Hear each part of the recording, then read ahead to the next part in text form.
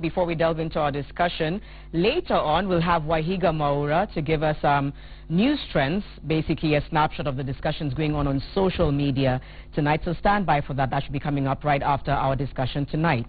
Now, going into the last leg of Jubilee administration's mandate before the general elections in August 2017, a lot is in Kenya's perceptions about the government's performance over the past 4 years.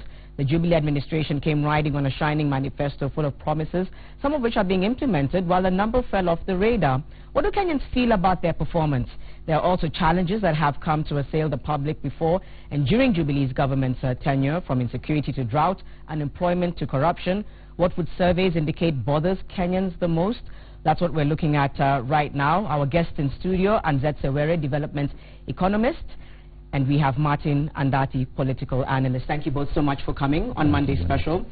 We'll highlight some of the numbers as we have this discussion. So the survey results from Strategic Africa indicate that 57% of Kenyans feel we are not headed in the right direction.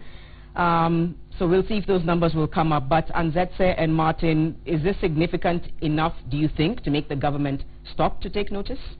Well, I think what we need to understand is that there are two conflicting realities going on in Kenya. On one hand, there's a part of the economy that's doing very well. We're growing by 5.9%. We are the top destination for foreign direct investment in Africa and the Middle East, as according to 2015 and 2016. If you look at Peugeot coming in, Volkswagen coming in, dams being built by the French, there's a lot of economic activity that's generating jobs and income for some Kenyans. But on the other hand, we have this really severe drought happening. And we also have, and that drought is not only making us lose lives of precious Kenyans, it's losing the livelihood of a lot of Kenyans. Their crops, their livestock, people are poorer this year than they were last year. But if you also look at the sort of losses of jobs we're seeing in terms of companies shutting down, particularly in the banking sector, we're seeing a lot of loss of jobs. And part of that is the automation of the banking sector and the interest rate cap. So all I'm saying is that there are a couple of things going on where, on one hand, people are benefiting, but in my view, a lot of people are really struggling. Okay, in just a few moments, and we were discussing earlier, it's to figure out how we can reconcile that. But what are your thoughts? You think this is enough to make the government stop and say, hang on, 57% of those surveyed don't feel like we're headed in the right direction? It is supposed to, but the challenge is the time. You know, there's now very little time. Yeah. And you can see everybody is busy out there looking for votes. So even those who are in Jubilee, they are not going to focus on addressing the issues that affect Kenyans, because the governors are out there campaigning. The president has been out. They are out there doing what they are calling voter mobilization, but which was basically campaigning. And now that the opposition has hit the road, they are also going to hit the road.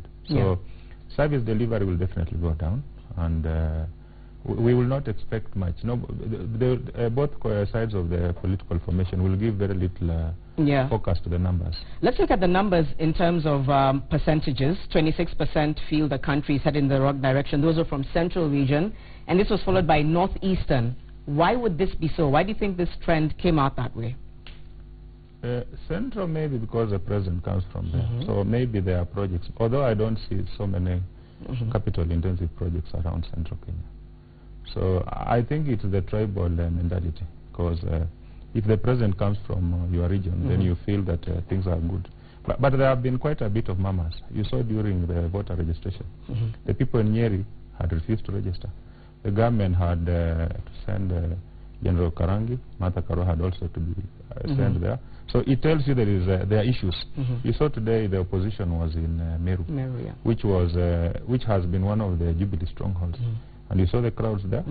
There's something happening. You know, there are issues. Like in Meru, the Merus are complaining about the shutdown on the markets for Miraa, both to Somali and the youth. And I don't think that issue has been addressed seriously. Instead, I think somebody somewhere misadvised the government that they give it a simplistic solution of giving a bailout of 1 billion. But you see, that is not sustainable. And it is not a long-term solution. All right, let me interrupt you then and go back to what Anzetse was saying earlier, and just taking you back to your point about that disparity, juxtaposition, if you will. How then can that be reconciled when you have, on one hand, you know, parts of the economy developing in a great way, and on the other hand, a really severe drought? How can that be reconciled? What should Kenyans be demanding for at this point?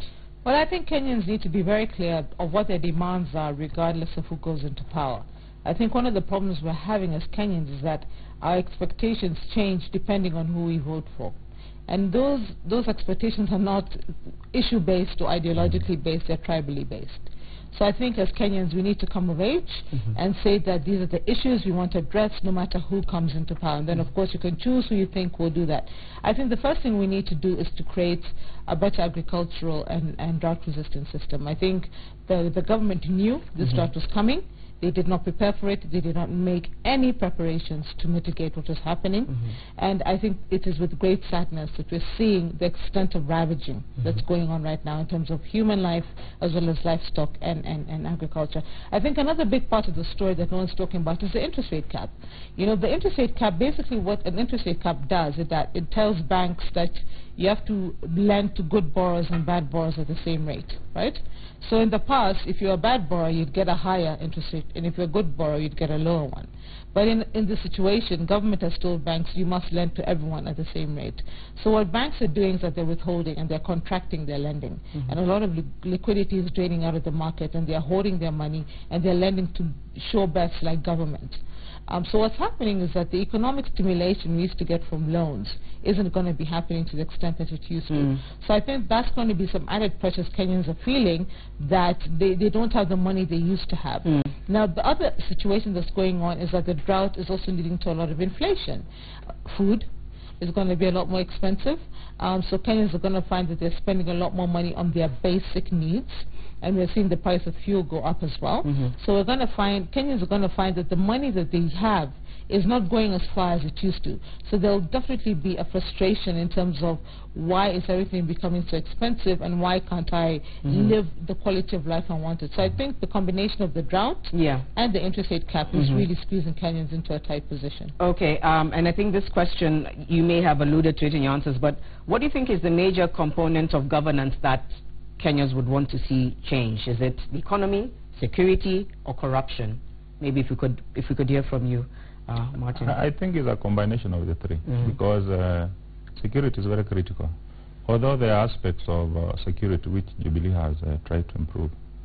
You see, when from the time they changed the IG and the minister, the CS, the levels of crime went down a bit, and they have also managed to give police the equipment.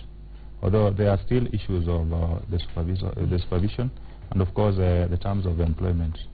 The salaries have been fairly stuck for quite some time, and the police are complaining.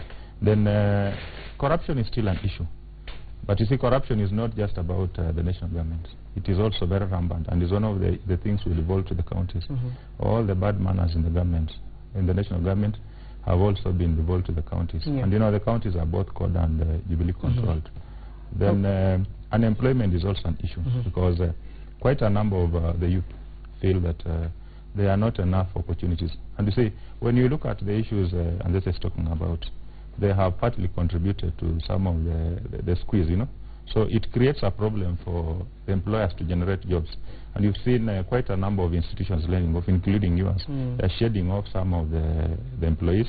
Of course, it has partly, there are economic issues, and there are also, you see, like when they brought in issues of the digital migration, you had to change the way you carry out your news. So you reduce the number of people, and of course, that creates a problem. But you see, there's also purchasing power which has been eroded because of the issues of inflation, which is she's talking about. And that has eaten into people's incomes. So you have the doctors out there because they feel their purchasing power has been eroded. You have the teachers out there who have been making noise, although the issue has been sorted out with the CBA. You have the lecturers now also out there. So everybody is now trying to see. They want more money. But the challenge is where do we get it from? It's a myriad of issues.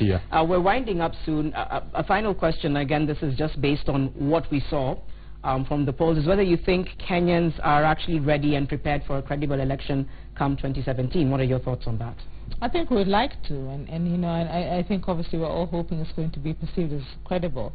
But I think we need to understand the nature of social capital in this country. The nature of social capital is such that corruption is a problem until it benefits me.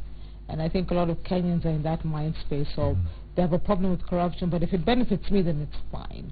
And I think until we get rid of that hypocrisy, we're never going to get rid of the problem of corruption that's going on.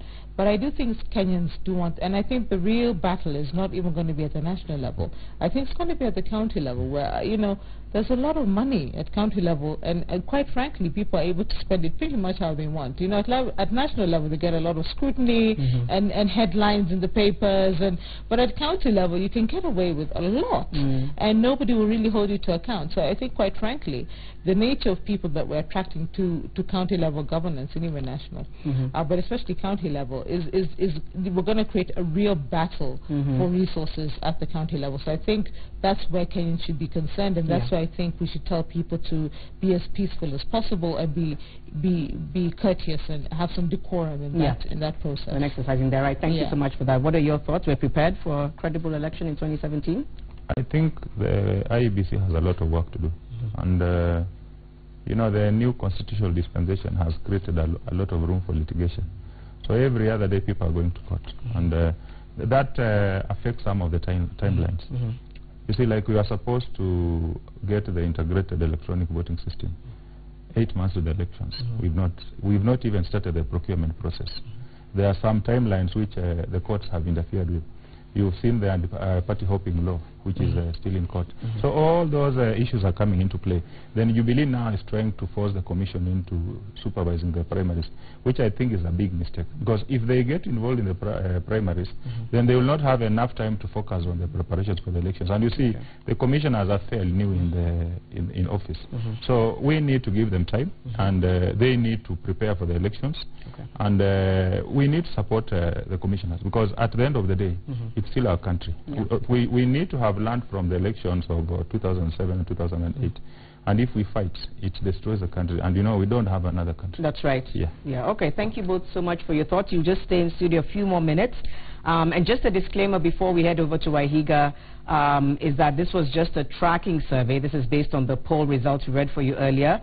They didn't screen who was a registered voter and who wasn't, so it may not be accurate in terms of getting how many Kenyans may actually vote. So that's just a disclaimer for that. In just a few moments, Wahiga Maura kicks off our News Trends segment.